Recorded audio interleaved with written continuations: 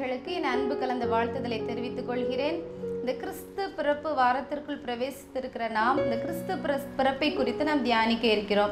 அதற்கு ஆதாரமாக எடுத்துக்கொண்ட தலைப்பு கிறிஸ்துமஸ் காணிக்கை. இதற்கு ஆதாரமாக எடுத்துக்கொண்ட வேத வசனம் மத்தேயு 2ஆம் அதிகாரம் 11ஆம் வசனம்.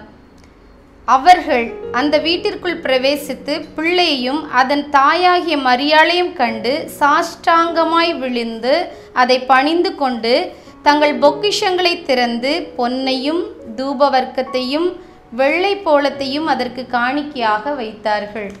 இந்த கிறிஸ்துமஸ் காணிக்கையை கொண்டாங்க அப்படின்னு பார்த்தீங்கன்னா இந்த சாஸ்திரிகள் தான். இந்த சாஸ்திரிகளை பார்த்தீங்கன்னா இவங்க என்ன நல்லா படிச்சிருந்தாங்க, நிறைய காரியங்களை கற்றுக்கொண்டவர்களாக இருந்தாங்க.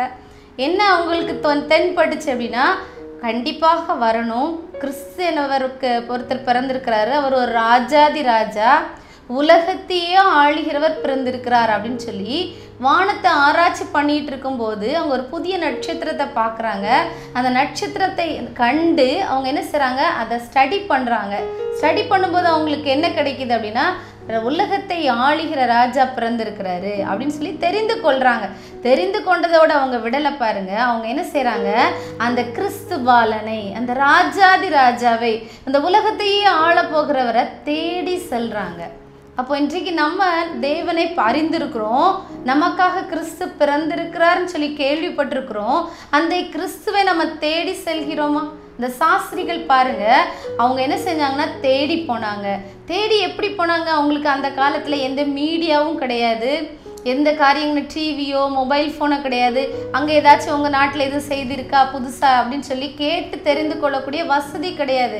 அவங்களுக்கு இருந்த ஒரே அடையாளம் என்ன அப்படின்னா நட்சத்திரம். அந்த நட்சத்திரத்தை கண்டு அதை பின் சென்றாங்க. அந்த நட்சத்திரம் அவர்களை வழி நடத்தினது. அப்போது இன்று நாம் என்ன செய்கிறோம் அப்படின்னா, நம்முடைய ஞானத்தில் நம்ம சார்ந்து இருக்கிறோம். அந்த ஞானத்தை கொடுத்த தேவன் எதை தெரியப்படுத்துகிறார், எதை காரியத்தை நம்ம செய்ய வேண்டும் என்பதை நம்ம அவருக்கு விட்டு கொடுப்பதே இல்லை. ஆனால் இங்கே பாருங்க, தேவன் அவங்களுக்கு கற்றுக் கொடுத்த காரியம் என்ன அப்படின்னா, நமக்கு இதன் மூலமாக என்ன கற்றுத்தராருன்னா, அவங்க பார்த்ததோட நிற்காம அவங்க என்ன செய்கிறாங்க, அந்த ராஜாதி ராஜாவை என்ன செய்கிறாங்க, தேடி செல்றாங்க. தேடி சென்று என்ன செய்கிறாங்க, அது மட்டும் இல்லை, அவரை பணிந்து கொள்ள வேண்டும்னு ஒரு இருதயத்தில் ஒரு ஆழ்ந்த வாஞ்சை இருந்துச்சு. அப்போ அந்த பணிந்து கொள்ளணும், அந்த ராஜாதி ராஜாவை நான் தொழுது கொள்ளணும், அவரை பணிந்து கொள்ளணும். அப்போ நான் வெறும் கையோட போகக்கூடாது, அவருக்கு நான் காணிக்கையை கொண்டு செல்லணும்னு சொல்லி என்ன செய்கிறாங்க, காணிக்கை எடுத்துகிட்டு போகிறாங்க. பாருங்கள், பொன் தூபவர்க்கம் வெள்ளை போலம். இன்றைக்கு கிறிஸ்துவுக்கு காணிக்கையாக நம்ம என்ன கொண்டு போகிறோம்? அப்போ இந்த பொன் எதை குறிக்கிறது, இந்த தூப வர்க்கம் எதை குறிக்கிறது, இந்த வெள்ளை போலம் எதை குறிக்கிறது? தேவனுடைய வாழ்க்கையில் அவர் கிறிஸ்துவாக பிறந்து இந்த உலகத்தில் அவர் என்னென்ன காரியங்களை சந்திக்கிறாரோ அவரை குறித்ததான கருத்துகளோடு உள்ள ஆழமான ஒரு அர்த்தமுள்ள காணிக்கையை அவங்க படைத்தாங்க. அந்த படைத்தது நிமித்தமாக நம்ம தெரிந்து கொள்கிறோம், இந்த காரியத்துக்காக அவங்க படைச்சிருப்பாங்க அப்படின்னு சொல்லி நம்ம என்ன செய்கிறோம், புரிந்து கொள்கிறோம். அன்பான தேவ ஜனங்களே பாருங்க, இன்னைக்கு 3 சாஸ்திரிகள் நம்ம சொல்கிறோம், ஆனால் வேதாகமத்தில் எங்கே 3 சாஸ்திரிகள் குறிப்பிடப்படலை.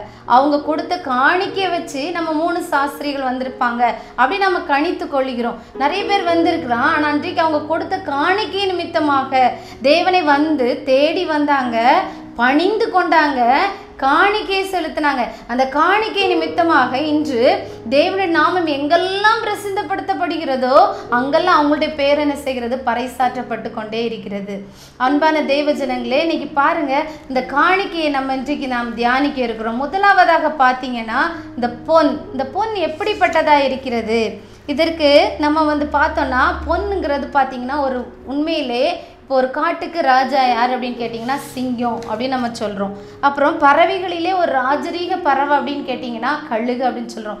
அதே போல் உலோகங்களில் ராஜரீகமான ஒன்று அப்படின்னு பார்த்தீங்கன்னா ஒரு பொண்ணை பார்த்தீங்கன்னா இந்த பொண்ணுக்கு நிறைய காரியங்களை விளக்கமாக கொடுப்பாங்க. ஏன்னா அப்படின்னா அது புடமிடப்பட்டு சுத்த பொண்ணாக திகழுகிறது. அந்த சுத்தம் எதை குறிக்கிறது அப்படின்னா, தேவனுக்கு ஒரு அடையாளமாக அவர் ஒரு பரிசுத்தர், அவர் ஒரு சுத்தமானவர்.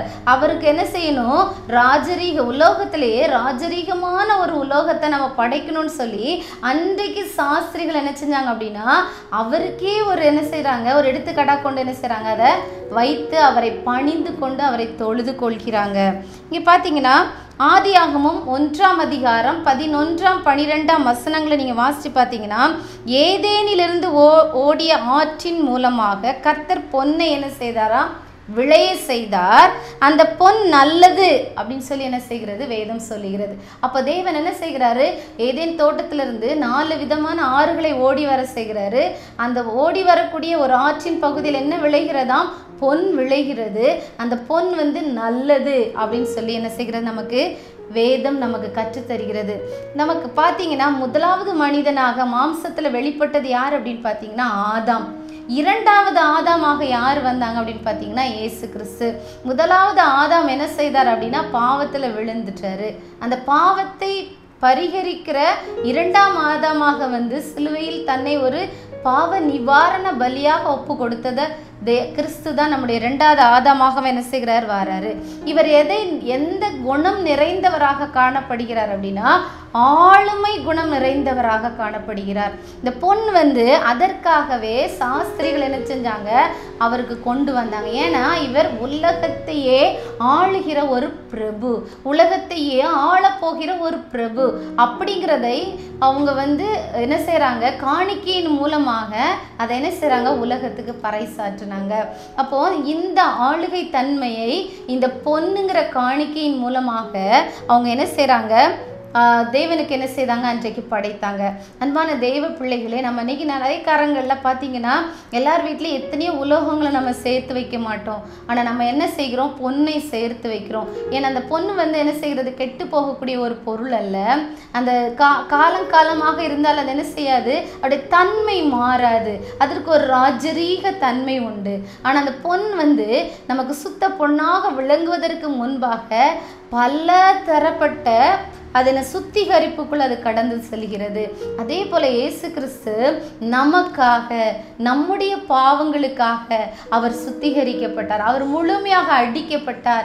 அவர் வாரினால் அடிக்கப்பட்டார். அவருடைய உடம்பு கிழிக்கப்பட்டது. அவர் என்ன செய்தாங்க? ஒரு பொன்னை போல புடமிட்டு எதற்காக? அவர் பாவம் செய்யவே இல்லை. நம்முடைய பாவங்களை அவர் சுமந்து திரிக்கிற ஒரு தேவாட்டுக்குட்டி, ஒரு ராஜரீகமான ஒரு மாம்ச சரீரத்தோடு அவர் வெளிப்பட்டார் என்பதை அது என்ன செய்கிறது? குறிக்கிறது.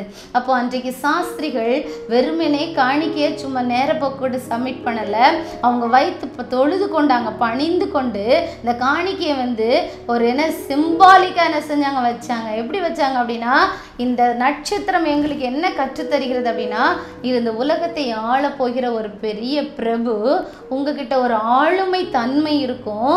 எப்படி இருக்கும் உங்களுடைய வாழ்க்கை? இந்த பூலோகத்துல ஒரு புடமிடப்பட்ட ஒரு வாழ்க்கையா இருக்கும். ஒரு சொகுசான ஒரு என்னது லக்ஸூரியஸான லைஃப் அவருக்கு இருக்கும். அப்படிங்கிறத அந்த பொன் என்ன செய்யல? காண்பிக்கல.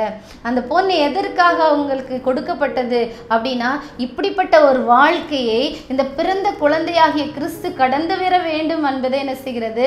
அது பிரதிபலிக்கக்கூடிய ஒன்றாக என்ன செய்தது? இருந்தது. இல்லை நம்ம வெளிப்படுத்தினால் 3:18 பார்த்தீங்கன்னா, பொன்னை குறித்து நம்ம தியானிக்கிறோம். அது உருவாக்கும் போது எத்தனையா அது புடமிடப்பட்டு அக்கினியன் வழியாய் கடந்து வந்திருக்கும் என்று நம்ம சொல்லும்போது அது என்ன சொல்லியிருக்குன்னா, நெருப்பிலே புடமிடப்பட்ட பொன், நெருப்பிலே புடமிடப்பட்ட பொன். இப்போ நம்ம ஒரு வேலை செஞ்சிட்ருக்கோம், அது நெருப்பு பக்கத்தில் ஒரு கிச்சனில் ஒரு வேலை செஞ்சிட்ருக்கோம், கையில் நெருப்பு பட்டுட்டு அப்படின்னா நம்ம அதை என்ன செய்கிறோம்? நம்ம வேகமாக எடுத்துருதோம். நம்மளால் அந்த வலியை தாங்க முடியல. ஆனால் அந்த பொண்ணு பாருங்க, நெருப்பிலே என்ன செய்கிறது? புடமிடப்பட்டது அப்படின்னு சொல்லி என்ன செய்கிறோம் அப்போ சகரியா 13:9 பார்த்தீங்கன்னா, அக்கினியில் புடமிடப்படும் பொன் அப்படின்னு சொல்லியிருக்கு. அக்கினியினால் புடமிடப்படும் பொன். அப்போ அந்த பொன் எப்படி இருக்கு? நெருப்பினால் சுத்திகரிக்கப்பட்டு, ஒரு பேப்பரை போல அல்ல, ஒரு மரக்கட்டையை போல அல்ல, அது அப்படி சாம்பலாகி போகவில்லை, அது சுத்திகரிக்கப்படுகிறது. எவ்வளவு அது நெருப்புக்குள்ள சென்று வருது. அதே போல பலவிதமான பாடுகள், உபத்திரவங்களின் வழியாக தேவனாகிய பொன்னை போன்ற ஆளுகை குணம் படைத்த கிறிஸ்து இத்தனை வகையான பாடுகள் வழியாக கடந்து செல்வார். ஆனால் கடைசியாக எப்படி திகழ்வார், எவ்வாறு பிரகாசிப்பார் என்றால், பொன்னை போன்று பிரகாசிப்பார் என்பதை குறிக்கும் வண்ணமாகவே சாஸ்திரிகள் அன்றைக்கு என்ன செஞ்சாங்க, அவருக்கு பொன்னை என்ன செஞ்சாங்க, காணிக்கையாக படைத்தார்கள். இந்த பாருங்க, யோபு 23ஆம் அதிகாரம் 10ஆம் வசனத்துல பார்த்தீங்கன்னா, நான் போகும் வழியை அவர் அறிவார், அவர் என்னை சோதித்த பின் நான் பொன்னாக விளங்குவேன். நான் போகும் வழியை அவர் அறிவார், அவர் என்னை சோதித்த பின் நான் பொன்னாக விளங்குவேன். பார்த்தீங்கன்னா, யோபு அவருடைய பாடுகள், உபத்திரவங்கள் எல்லாம் நமக்கு தெரிந்தது. எல்லாவற்றையும் ஒரே நாளில் இழந்து அவர் நிர்கதியாக நிற்கிறார். அவர் மனைவி கூட என்ன சொல்றாங்க அப்படின்னா, அவருக்கு ஆதரவாக இல்லாமல் என்ன சொன்னாங்க அப்படின்னா, தேவனை தூசித்து ஜீவனை விடும் அப்படின்னு சொன்னாங்க. ஆனால் அவர் எந்த விதத்திலையும் சோர்ந்து போகவில்லை. அவர் சொன்னார், கர்த்தரிடத்துல நான் என்ன செஞ்சேன், எல்லாவற்றையும் பெற்றுக்கொண்டேன், கர்த்தர் கொடுத்தார், கர்த்தர் எடுத்தார், கர்த்தருக்கு சோஸ்திரம். இந்த காரியத்தை மட்டுமே அவர் பேசினார். பேசிட்டு சொல்றாரு பாருங்க, அவருடைய பாடுகளின் வழியாக அவர் கடந்து வரும்போது அவர் சொல்றாரு, என்ன சொல்றாரு பாருங்க, நான் போகும் வழியை அவர் அறிவார். தேவனாகிய கிறிஸ்து இந்த உலகத்தில் பாலனாக பிறப்பதற்கு முன்பாகவே அவர் தன்னுடைய ஆத்ம கண்கள் அதனை செய்கிறார், பார்க்கிறார். நான் போகிற வழியை தேவன் அறிவார். அவர் அறிகிறதுனால அவர் என்னை சோதித்த பின் நான் எப்படி இருப்பேன்னா, சுத்த பொன்னாக நான் திகழ்வேன். இன்றைக்கு நம்முடைய வாழ்க்கையில ஒரு சிறிய பிரச்சனைகள் வந்துட்டா, ஒரு சிறிய பாடுகள் வந்துட்டா நம்ம என்ன செய்கிறோம், தேவனை தூசித்து விடுகிறோம். நம்ம தூசிக்கிறனால நம்மளால அந்த பாடுகளின் வழியாக, அந்த நெருப்பின் வழியாக கடந்து சென்று பின்பாடு பிரகாசிக்க முடியாதவர்களாக நம்ம காணப்படுகிறோம். தேவன் நமக்கு எப்படிப்பட்ட அடிச்சுவடுகளை வைத்து சென்றிருக்கிறார். நாமும் அவருடைய பிள்ளைகள்.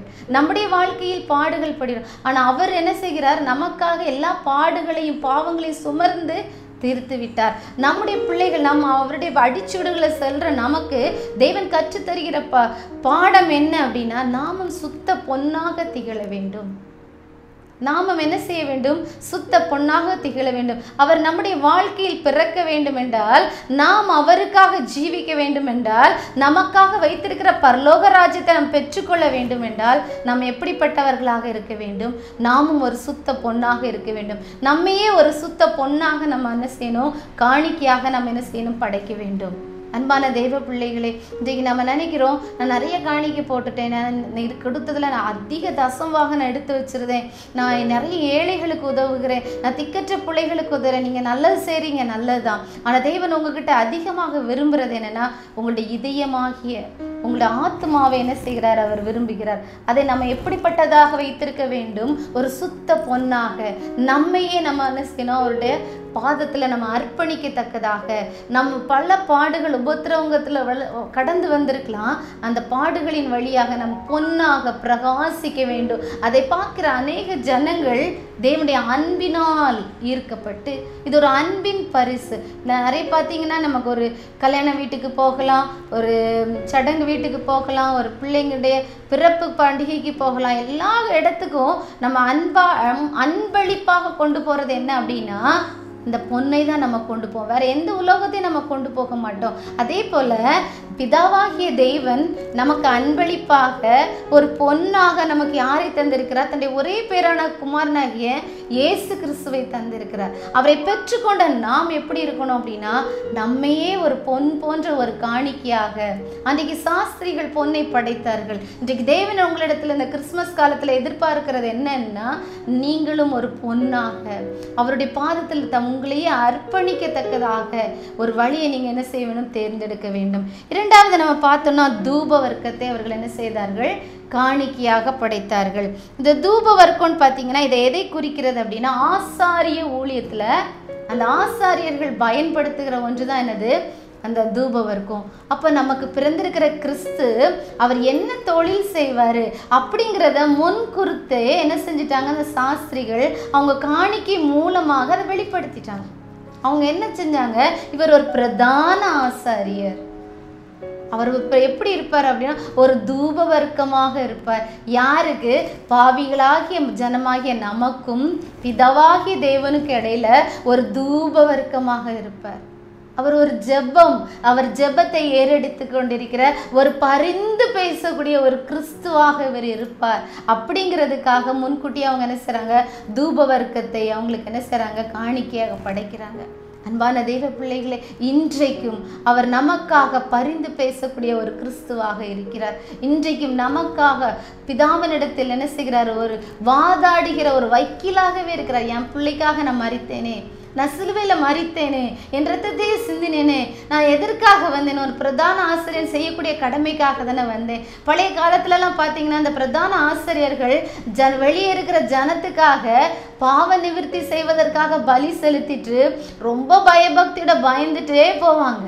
ஏன்னா தேவனுடைய கோபம் வந்துட்டுனா அவங்க மறித்து போவாங்க. அந்த இடத்துல மக்களுக்குடைய பாவங்களை நிவர்த்தி செய்வதற்காக இவங்க ஒருத்தங்க என்ன செய்வாங்க அந்த இடத்துல கடந்து செல்வாங்க. அதே போல கிறிஸ்து நமக்காக பலியானது மட்டும் இல்லை, அவர் என்ன செய்தார்? நமக்கும் பிதாவுக்கு இருக்க இடையில இருக்கிற அந்த பெரிய திரட்சியிலை கிழித்து இன்றைக்கு நமக்கும் பிதாவுக்கு இடையில அவர் மத்தியஸ்தராக நிற்கிறார், ஒரு தூபவர்க்கமாக நிற்கிறார், நமக்காக பரிந்து பேசி கொண்டு இருக்கிறார், நமக்காக ஜெபித்து கொண்டு இருக்கிறார்.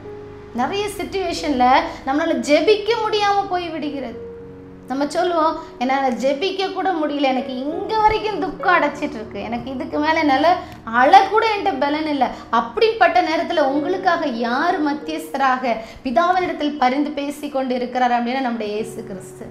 மாம்சத்தில் வெளிப்பட்ட தேவன் நமக்காக தன்னுடைய ஜீவனை கொடுத்து இன்றைக்கு நமக்காக உயிரோடு எழும்பி பிதாவினிடத்தில் பரிந்து பேசி கொண்டிருக்கிற ஒரு தூப வர்க்கமாக நமக்காக என்ன செய்கிறார்? அவர் ஒரு காணிக்கையாக பிதாவினிடத்தில் இருக்கிறார். இந்த பரிந்து பேசக்கூடிய கிறிஸ்து ஒரு காலத்தில் எப்படி வருவாரா? நீதிபதியாக, நியாயம் தீர்க்கக்கூடிய ஒரு நீதிபதியாக கடந்து வருவார்.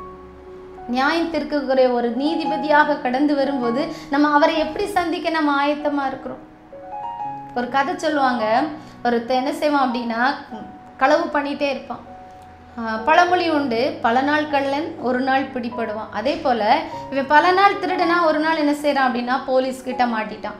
போலீஸ் உடனே என்ன செஞ்சுட்டாங்க அப்படின்னா அவங்க என்ன செய்கிறாங்க? கோர்ட்டு கூப்பிட்டு வராங்க. அங்கே நீதிபதி முன்னாடி என்ன செய்கிறாங்க? அவர் தண்டனைக்காக நிற்கப்பட்டிருக்கான். அப்போது என்ன செய்கிறாங்க? மிகுந்த சத்தத்தோடு நான் செஞ்சது தப்பு தான் அப்படின்னு சொல்லி அவன் சொல்கிறான். இனிமேல் நான் அந்த தப்பு செய்ய மாட்டேன், இந்த ஒரு விஷயம் விட்டுருங்கன்னு சொல்லி அவன் அழுறதை பார்த்து ஒரு வயசான ஒரு வக்கீல் பார்த்து இவருக்காண்டி வாதாடுறதுக்கு என்ன செய்கிறாரு? முன் வர்றார். அவர் என்ன செய்கிறாரு அப்படின்னா, சரி நான் அடுத்த தடவை என்ன மாட்டான், திருட மாட்டான், இப்படி ஒரு சூழ்நிலை என்னை திருட வச்சுட்டு அவன் அந்த தப்பை உணர்ந்துட்டான், என்னை மன்னிச்சு விட்டுருங்கன்னு சொல்லி ஜட்ஜிட்டு அவனுக்காண்டி என்ன செய்கிறாரு? பரிந்து பேசுகிறார். பரிந்து பேசினோன்னா அவனுக்கு என்ன செய்யறது? விடுதலை கிடைக்குது, வந்துடுதான். ஆனால் இது பல நாள் திருடின கை பழையபடி என்ன செய்கிறது? அந்த தொழிலை மீண்டுமாக என்ன செய்கிறது? திருப்பி என்ன செய்கிறான்? அவன் மாட்டிக்கிடுறான். அங்கே என்ன செய்கிறான்? அதே கோர்ட்டுக்கு கொண்டு வரான். அங்கே பார்க்குறான், இந்த வயதீபமான அவரை நிற்கிறார். ரொம்ப சந்தோஷப்படுறான், எப்படி நம்மளை அவர் காப்பாற்றிடுவார். அதே போல் பழையபடி அவன் என்ன செய்கிறான்? அழுறான். அவனுக்காண்டி என்ன செய்கிறார்? பரிந்து பேசுகிறார். பரிந்து பேசின உடனே இவனுக்கு சரி அப்படின்னு சொல்லி பழக்கமாயிடுச்சு. இப்போ 3வது தரம் ஒருக்கா என்ன செய்கிறான்? மாட்டிக்கொள்கிறான். பழையபடி அதே மாதிரி என்ன செய்கிறான்? அந்த இடத்துக்கு அழைத்து வரப்படுகிறான். இப்போ அந்த வக்கீலை தேடி பார்க்குறான். அந்த தாத்தாவை வயசான ஆளை காணலை. இவனுக்கு இப்போ பயங்கர பதட்டம், நம்மளை இப்போ யார் காப்பாற்றுவா? இத்தனை நாள் அவர் நமக்காண்டி வாதாடினாரு, இப்போ இவர் இல்லையே அப்படின்னு சொல்லிட்டு என்ன செய்கிறான்? அந்த இடத்துல கடந்து சென்றுட்டு மேலே எட்டி பார்க்குறான். இப்போ அந்த வக்கீல் என்ன செய்கிறாரு? ஜட்ஜாக முன்னாடி உட்காந்துருக்குறார். எனக்கு ரொம்ப சந்தோஷம், நம்ம தப்பை நம்ம நான் தான் பண்ணினேன் அப்படின்னு சொன்னால் அந்த இவர் ஜட்ஜ் ஆகிட்டார், நமக்கு யாரும் வாதாட வேண்டிய அவசியமே இல்லை அப்படின்னு சொல்லிட்டு அதில் என்ன செய்கிறான்? சந்தோஷமாக, நீ தப்பு பண்ணியா, நீ களவாண்டியா அப்படின்னு கேட்கும்போது நான் திருடினேன் ஐயா அப்படின்னு சொல்கிறேன். இப்போது இத்தனை நாளும் பரிந்து பேசிக்கிட்டு இருந்த அந்த வக்கீல் இப்போ எப்படி ஆகிட்டார்? ஜட்ஜாக மாறிட்டார். இப்போ அவன் என்ன செய்கிறான் அப்படின்னா அவர்கிட்ட இருந்து விடுதலை கிடைக்கும்னு எதிர்பார்க்குறான். நீங்கள் என்ன நினைக்கிறீங்க? விடுதலை கிடைக்குமா? அந்த ஜட்ஜு இப்போ அவர் ஜட்ஜாக இருக்கிறார் இல்லையா? நான் என்ன அந்த கதையினுடைய இது என்ன அப்படின்னா, அவர் என்ன செய்யலை, கொடுக்கல, அவனுக்கு விடுதலை கொடுக்கல, மாறாக அவனுக்கு தண்டனை கொடுக்குறாரு.